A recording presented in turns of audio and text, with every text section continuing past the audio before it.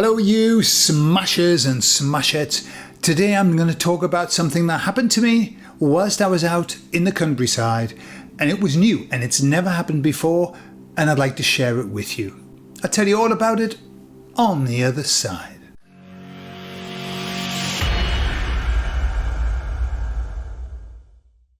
So as you know, when I'm out running, I talk to the emissaries. And I've talked to the emissaries for a long time. Sometimes, every now and again, I talk to the Jesus energy, and I don't know if you remember how that came about, but it was kind of like through I was giving thanks, and I just decided to say thank you, Jesus. Okay? Just came to me. I don't know why. It was flowing. And in that moment, they said, we are here, right? The Jesus energy. And it's plural. Well, a similar thing happened to me because I was giving thanks, as I always do, on my little mount there. I was giving thanks, and I was giving thanks to God, okay? Talking to God, as I always do, just directly now, thank goodness I can do it. And God answered. But don't get me wrong, I wasn't talking directly to God, but the God energy answered. Basically, just started to talk to me. And they said, I was saying, thank you, God. And they said, we are here. And I said, what do you mean we? If this is God, why we? And they said, we are the intermediate between everything that has been, everything that is, and everything that will be, and you. We are.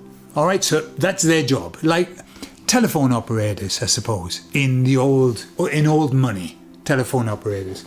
And so they connect to source. All right, so I just rolled with it. Now, I mean, if you'd said this to me 20 years ago, hey, Gordon, you'd be talking to some emissaries, these beings called emissaries, and also connecting with the Jesus energy and talking to the telephone operators that connect you with source God. I would have not believed you. And now it's like, well, good, nice, something different, something nice. What I have to say is this: when I connect with the emissaries, or when I connect with the Jesus energy, there is a very distinct feel to it. I've got to say this. And when I connected with the God energy, there was a very, very distinct feel, a different kind of energy. It just feels different. And maybe, I'm very familiar with talking to the emissaries, and it's like we have this, it's still formal. It's a still formal conversation. It's not, super relaxed and groovy and all right, lads, not like that. It's formal. But the more I go up the levels, the more formal it gets. And this conversation I had was quite formal. That's what they said. Let me see if I can find the words. Yeah, they said, we are the energy that connects you with source. That has always been, that always is, and always will be. And that's exactly what they said to me. It was not like, no, like super formal. And so I said, can I ask a question? It's like, if you were with God, what question would you ask? Put in the comments, if you were in my place, right, chatting with God, maybe you are. I think we all have the ability to connect to this source energy. What would you ask? What would be your question? Well, mine, I went a bit cliche. What's this all about? I said, what is this all about? And they said, we are here, talking about us, here on earth. We are here to experience everything in as many ways as possible, so that when we return back to God, the very act of experiencing all of these things will allow us to appreciate who we are fully and completely. And that's no different to the answer that Neil Donald Walsh was given in his book, which is the whole idea, the whole premise of why we're here, when he was chatting away to God, wasn't he? And they went on to say, the coming here gives us contrast. The contrast to know what it's like to be killed and to kill, what it's like to be well and to be ill, what it's like to be happy and to be sad, what it's like to be hungry and to be full. All of these contrasts, we come here to find them. And they said, it's having that contrast that allows us, when we are returning, to find the treasure that's inside of us, to find our worth. They said that it's the return, it makes the return journey joyful because we have so much contrast, and talking of contrast, there's no more contrast. If we're thinking about all things goodly, at the moment we are in high contrast. We've got the contrast turned up to 100%. It's almost blinding, the contrast that we've got. But what they're saying is that it's that contrast that allows us on the return journey to truly appreciate what we are, which is a piece, a spark, a fracture of God. And I said to them, you're talking about the hero's journey here, really, aren't you? This is the hero's journey. You go out, discover things, have a really hard time, fight all kinds of horrible beings, and then find love and find your treasure and return home. And they said yes, and it's for that reason that the hero's journey is embedded into everything within our societies, within our world, in every film, the hero's journey. And they said that's why when we see something that is representative of the hero's journey, we like it. This is why they tend to use that formula. And this is why when you see a film that doesn't follow the hero's journey pattern, and they try to do that every now and again, they'll make a film with a very, very unhappy ending, or one that doesn't finish the loop. The loop's not finished. It's not very nice. It's like, not very nice. The other day I saw a film, and it was from another country, and it was the hero's journey. And it had a happy ending, and everything worked out beautifully.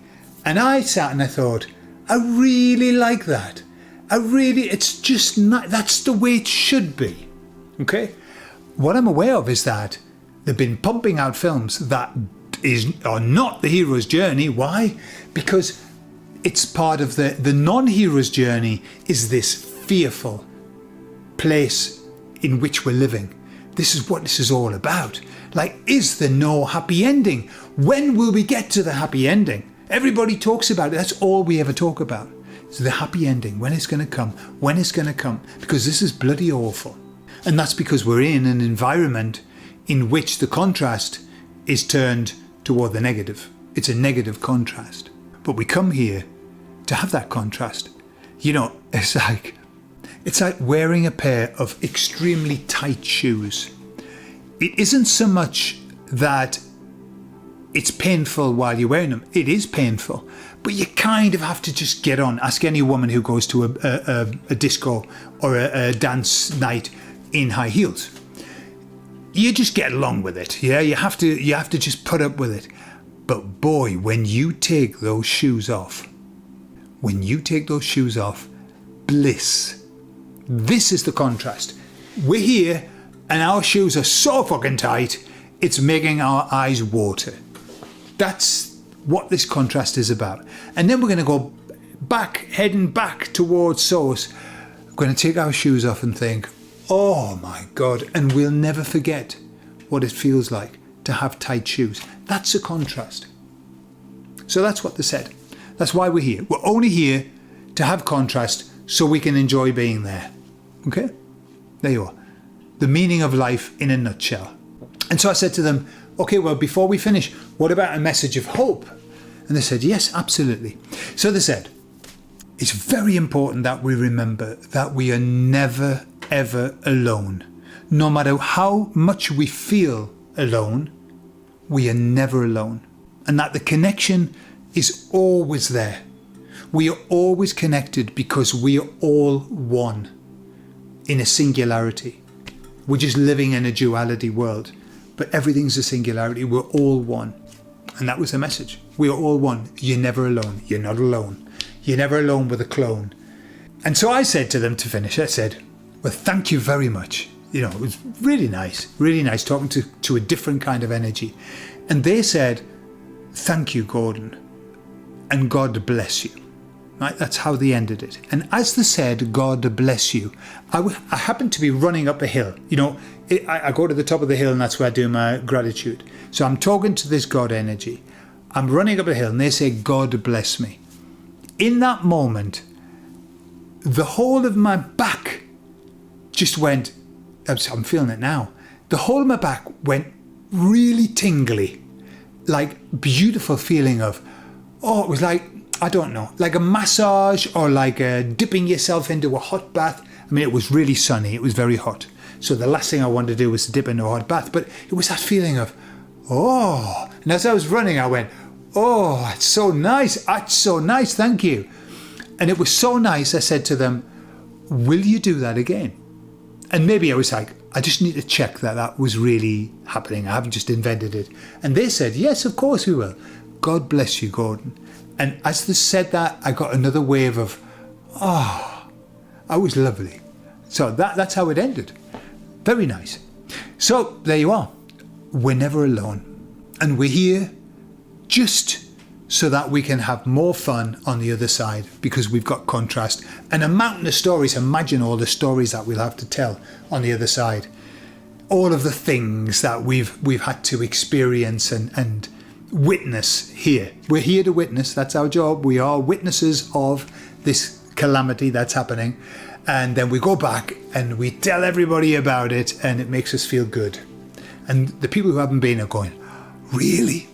Can't begin to imagine what that's like. And we say, no, you can't begin to imagine because I had to live it. You haven't. Get yourself there. Get some contrast. That's probably the expression up there in heavens. You know your trouble. You need a bit of contrast. I bet that's what they say to people. It's okay. He just hasn't had the contrast that you've had. That's why he's a bit up his own backside. There you are. How are you doing with the contrast at the moment? How is your contrast going? Are you coping? I hope you are. I love you all, and I'll speak to you all later. Bye-bye.